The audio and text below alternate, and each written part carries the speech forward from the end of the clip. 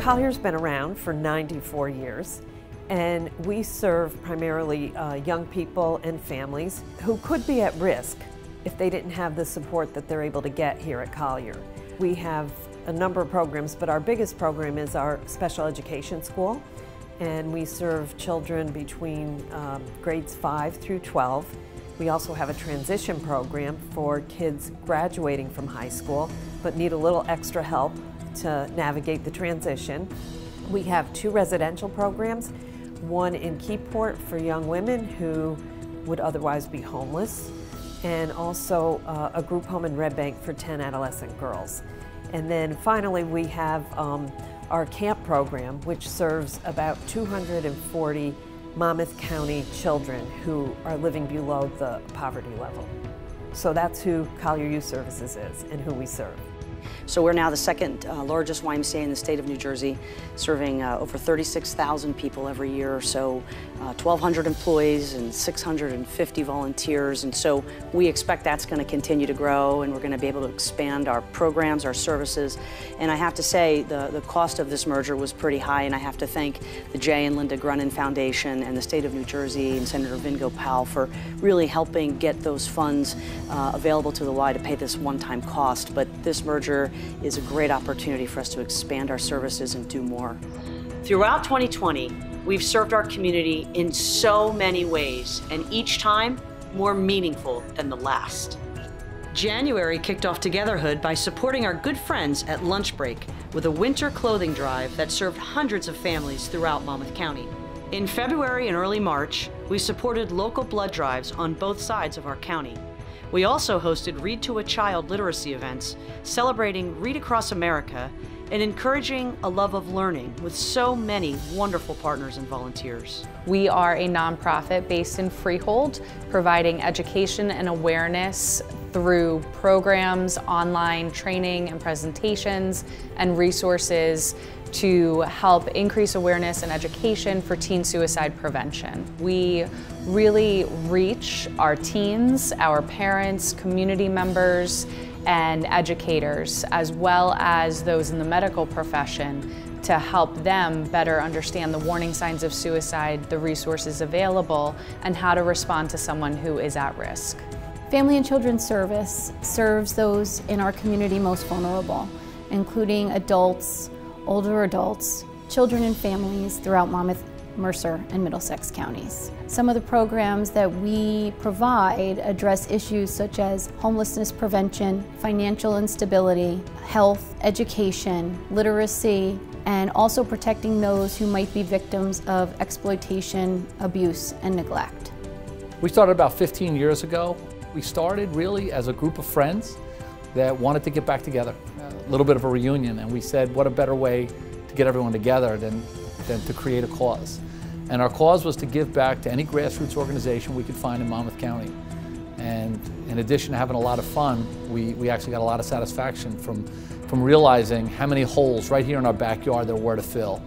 And we thought we could sort of provide some services and some much needed money to people that were in need. COVID has put a whole new layer on our young people, and their families have suffered economically, emotionally for sure. Our organization has had to step up to provide PPE and all the protocol that we need to keep our young people safe.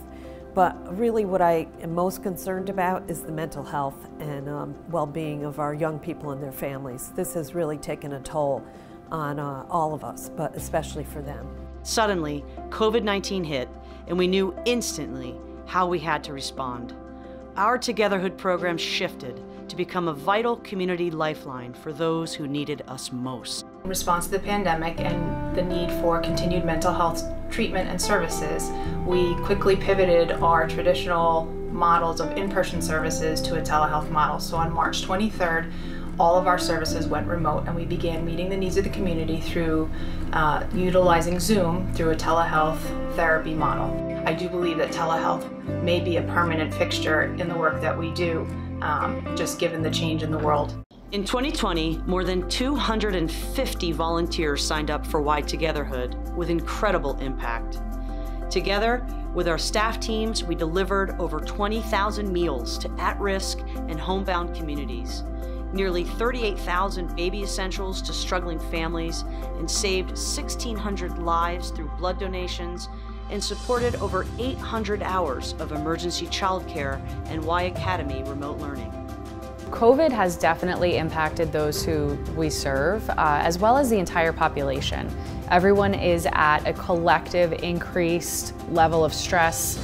Many are experiencing anxiety and depression, and oftentimes don't have the coping skills or stress management to really overcome that added stress. So since the pandemic, we have been able to move the majority of our presentations online. We also shifted our youth council meetings through Zoom, so we have been able to keep in contact with the teens throughout and have had really great response. Without the barrier of transportation, we have more kids participating, and they're really finding connection through the information and interaction with each other and our youth council manager. So that's been really great. The biggest challenge, right, this worldwide pandemic is the lack of social interaction. And the way that Hope for Children raised its money is we would run once a year a huge gala, occasionally a golf outing. And in those huge galas, we were raising anywhere from $150,000 to $175,000. A golf outing could be anywhere from $50,000 to $75,000. You just can't do that right now.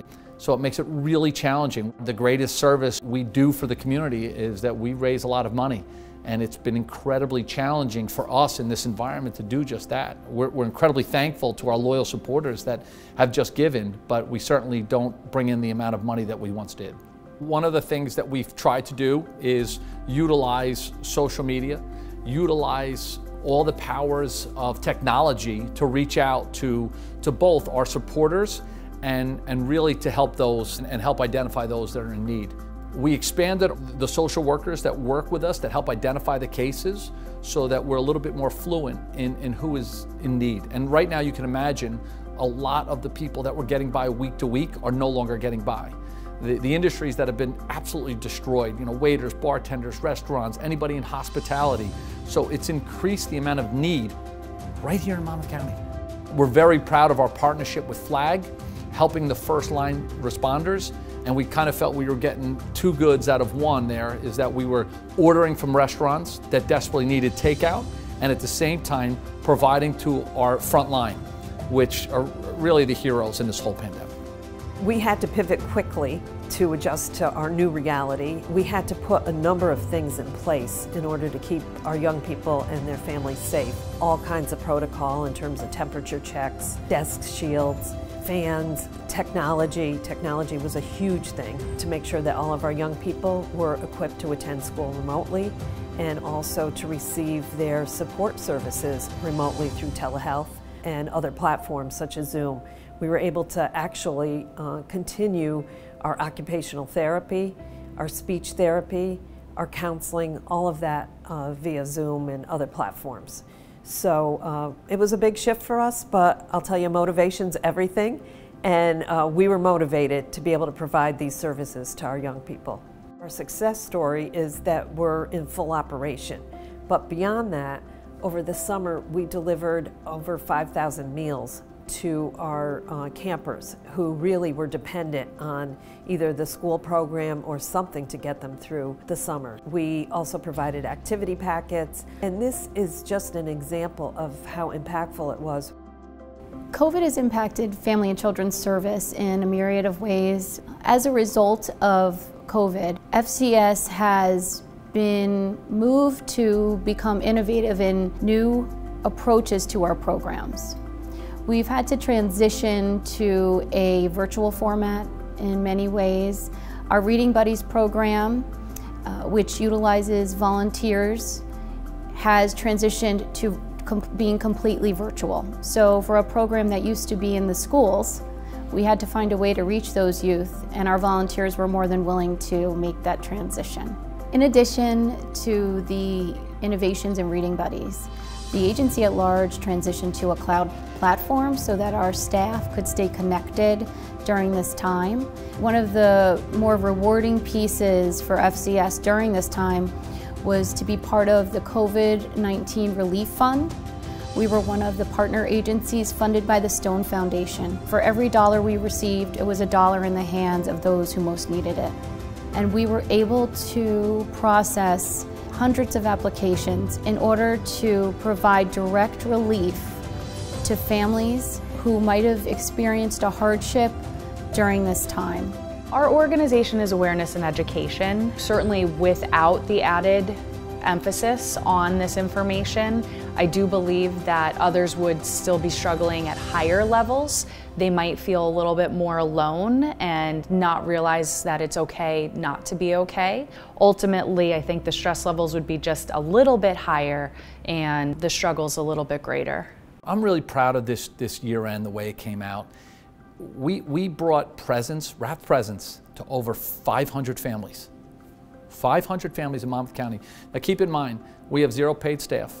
We have 0 paid anything. Everything that we do is all volunteer. So just from our supporters who not only gave money, but were willing to wrap and deliver, and again, expanded network of social workers, we really found that there was really just an unlimited amount of people that could use help.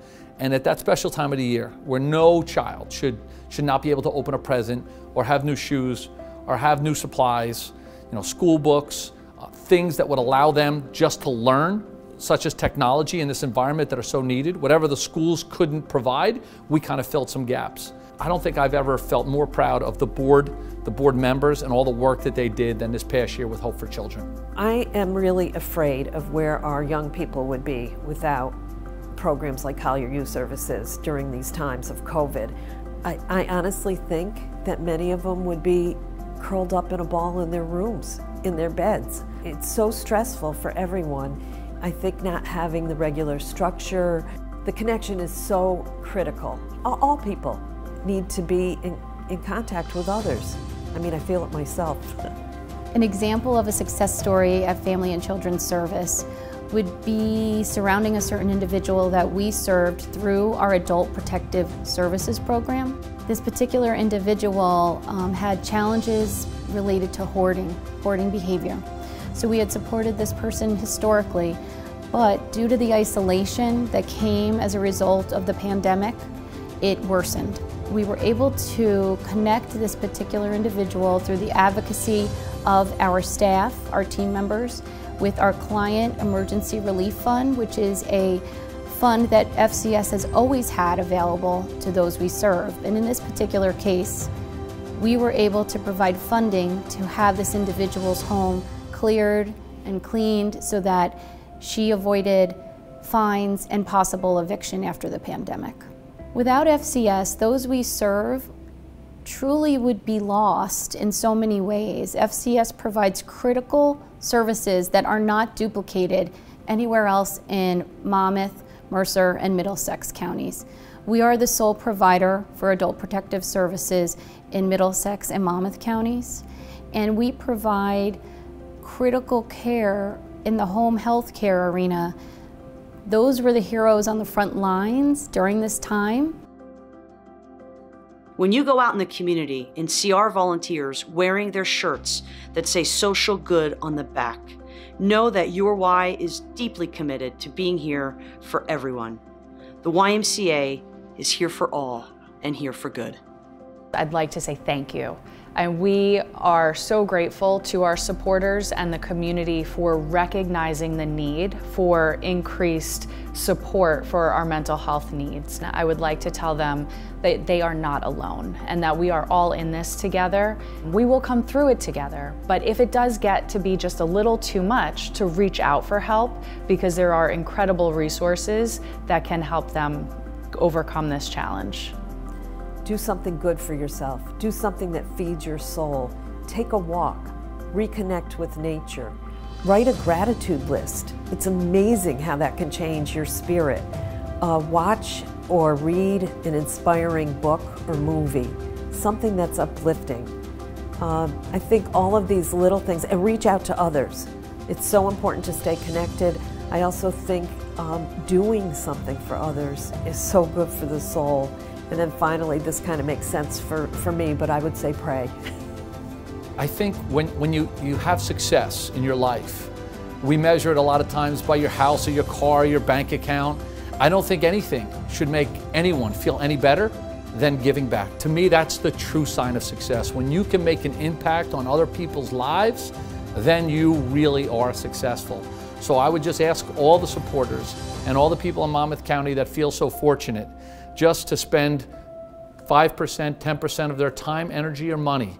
And in any way possible, if you don't have the money, you can give energy. If you have the money, there's plenty of great organizations that really would benefit from just a small piece of the fortunes that you have. We need to step back and realize that we're all going through this together in one way or another, and remember that you're not alone. And sometimes when you know someone is struggling or you're concerned about a fellow neighbor, that it's not always about saying the right thing, but it is about saying something. And it's about connection at the end of the day and our humanity.